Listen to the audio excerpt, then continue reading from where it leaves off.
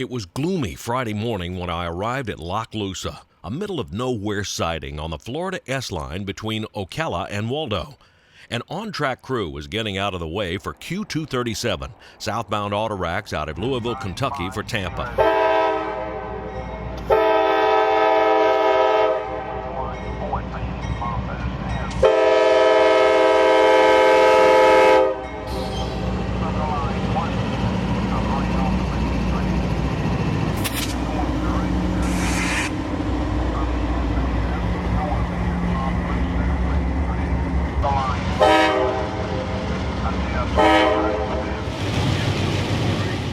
The threat of bad weather was made good when I ran headlong into a frontal boundary near Hampton.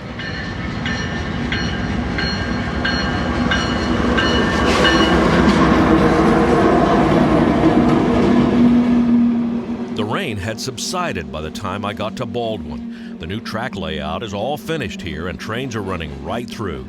This is Q741 taking the Southeast Y from the Tallahassee line to the S line.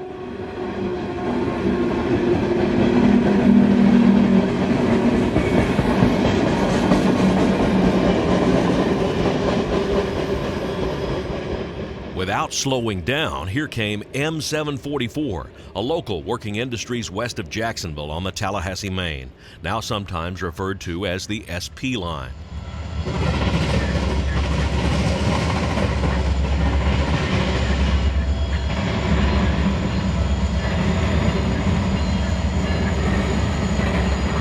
Before 744 had even cleared Baldwin, the rain resumed and ended my Friday rail fanning.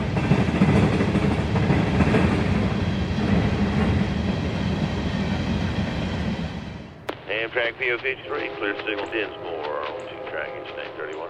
Up early on Saturday morning, I'm at my old reliable favorite spot, Dinsmore. This is the Trout River Road crossing, a great spot because there's plenty of public right-of-way to park, signals visible from both directions, it's a junction, and it's pretty busy in the mornings.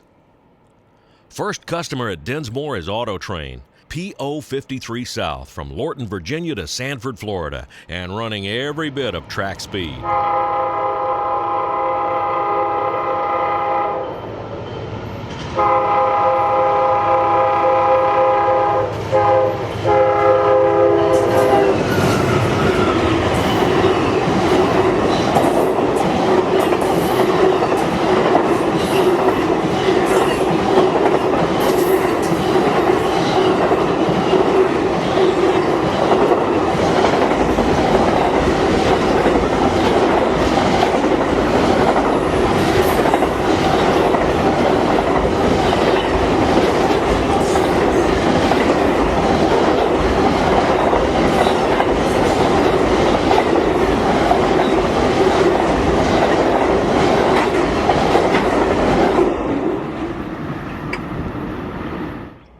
Dinsmore is nice because it allows you to shift quickly from one railroad to the other. I make the move over to the Norfolk Southern's GS&F Jacks to Macon main line. This is the northern throat of Simpson Yard and a place I call Birdville because, well, I guess that's what it's called.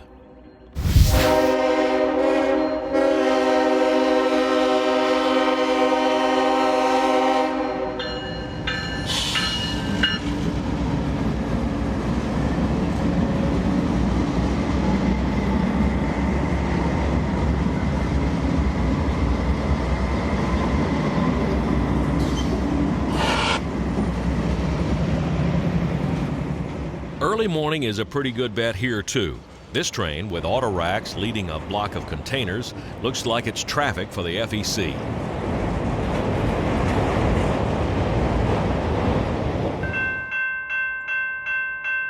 A quick run back up and over to the CSX at Dinsmore reveals the reason the Atlantic coastline double-tracked this piece of railroad so long ago. Southbound on Track 1 is Q121, containers and trailers diverging at the Dinsmore connection and heading across to Jack's Ramp, Duval Yard.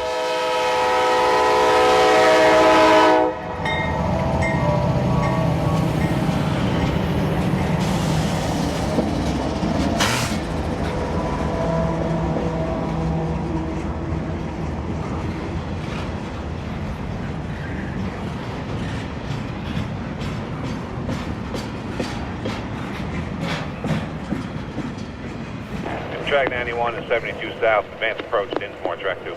Advance approach, 91. We've also got a hot rail on number 2. Here's Amtrak 91, the Silver Star, blazing into its Jacksonville stop.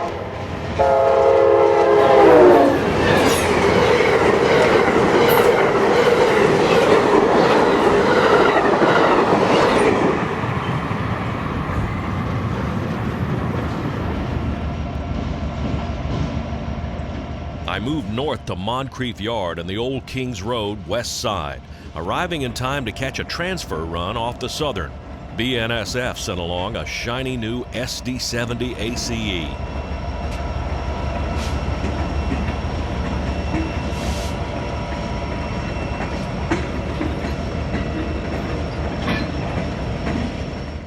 Q458 Moncrief, over. The big buzz over this Jacksonville Railfan Weekend was this beast, UP's Western Pacific Heritage 1983. It went on the head of Q458, Taft Orlando to Rice Yard Waycross with a stop here in Moncrief. But with this winter sun straight overhead on north-south tracks, I'd have to find a better spot to shoot him on the road. My friend Travis Taylor and I decided that a spot north of town on the Old Kings Road might work. When Henry Plant stomped this railroad into Jacksonville, he apparently followed the Kings Road because the two cross or brush up against each other several times. At Old Kings and Acre Road, the A-line crosses on a northwesterly angle. It looks like there would be enough sun here. There was, but just barely.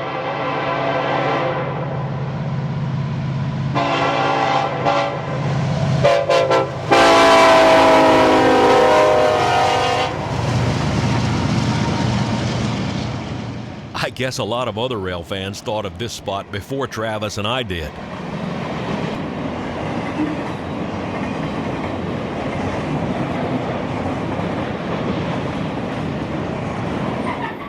Only a minute has passed when the crossing signal's activated again.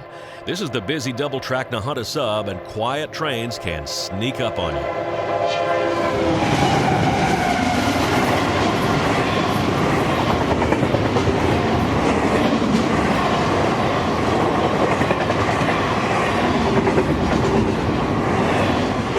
Never heard any radio calls, but based on those Crowley containers, I believe this was Q037, Charlotte, North Carolina to Duval Ranch, Jacksonville.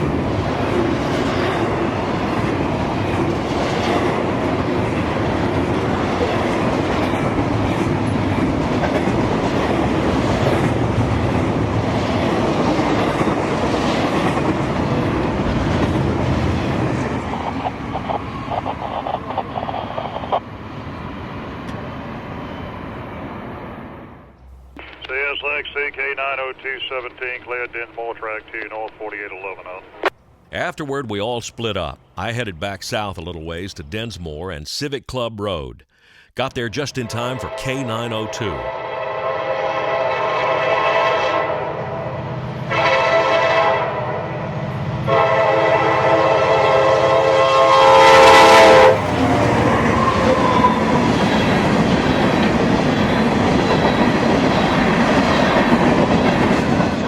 902 is northbound empty rock hoppers out of Jacksonville for Augusta, Georgia.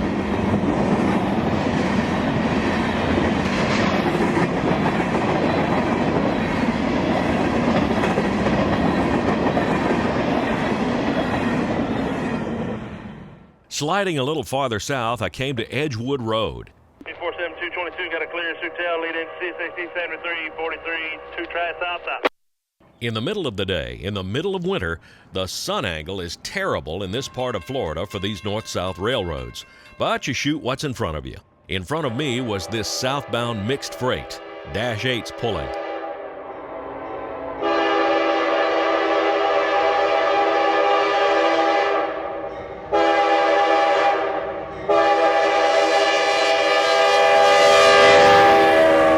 And here's a safety lesson for everyone, especially in double-track territory. Always be aware of what could be coming up behind you.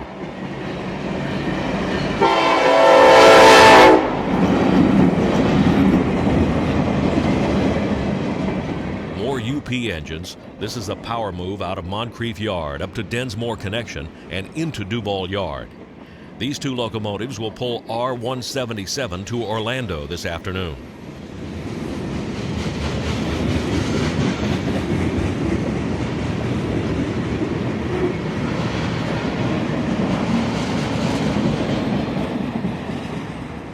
After these guys, I move south and west out to the Tallahassee line at Duval Connection. In its heyday, this was a big part of Seaboard's customer base in Jacksonville. Dozens of mills, industries, and warehouses spread for several miles all the way to Beaver Street Tower.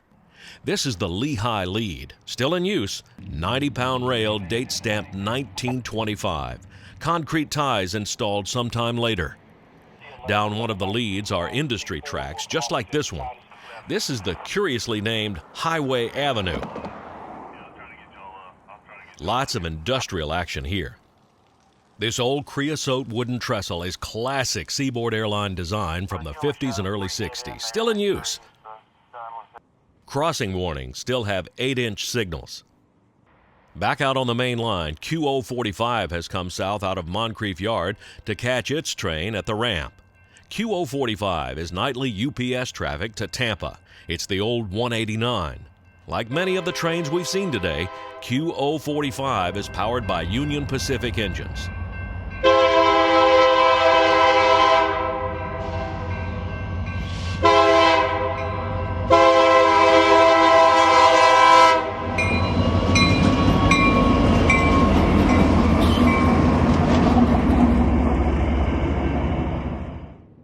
Sunday morning is again gloomy and drizzly, but I can't waste it. I start at one of my favorite landmarks, the McCoy Creek Boulevard overpass.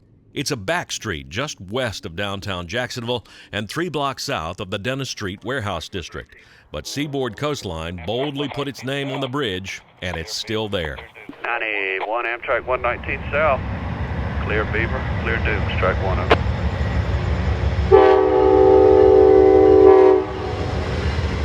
Amtrak 91 is right on time this morning, coming out of its station stop at Jax and moving south on the A-line towards Sanford, Tampa, and Miami.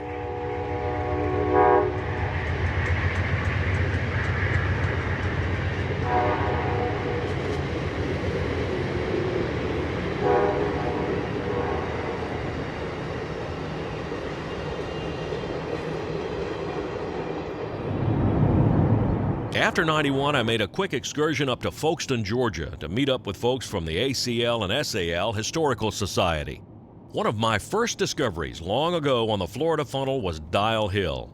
Turning west off US 1, it's about a mile down a 2-lane road, which mysteriously becomes a dirt road for 4/10 of a mile, then becomes paved again to the tracks. As usual, when you get out to the Florida Funnel, there's a train coming. So I move quickly. It's Q235, Louisville, Kentucky to Lakeland, Florida, with 7,500 feet of auto rack loads. CSX Q235, 21, engine 725, clear Dial Hill, track 1 southbound.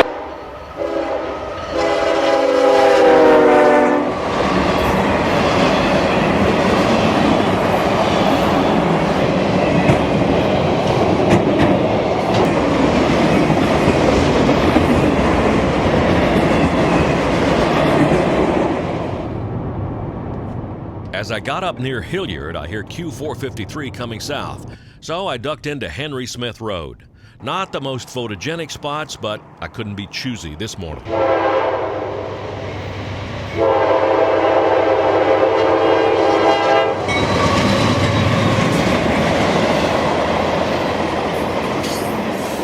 With 2 -8s pulling only 1,800 feet, this would be a nice day for the 453 crew.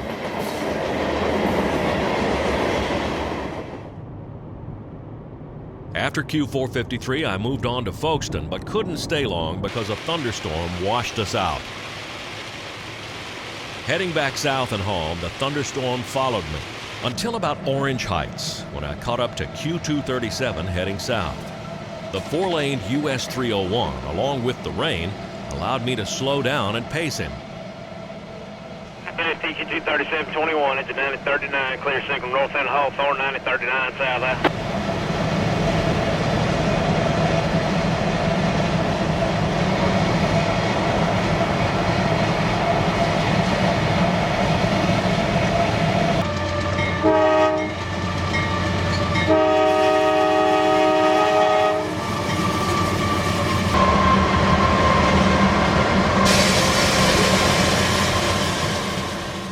the 10 miles between Orange Heights and Lochloosa, that conductor and I became pretty good friends. One more shot at Anthony, this time on the engineer's side.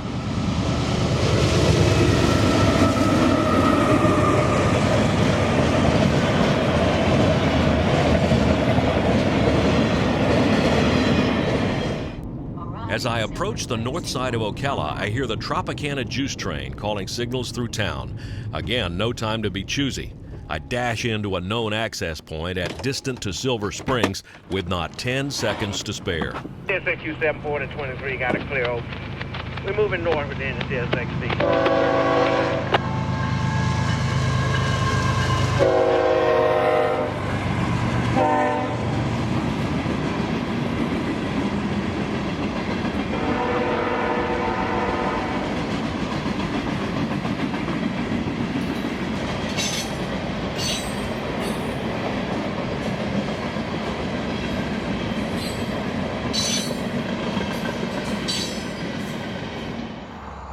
When I got to Vitus Junction, I found a work train dumping new cross ties up and down the Vitus sub. One of the foremen explained that the tie replacing equipment handles them on the right side of the tracks, and thus that's where the gone train drops them. Rail fanning south and home from the Jacksonville Railfan Weekend, this is Danny Harmon, out.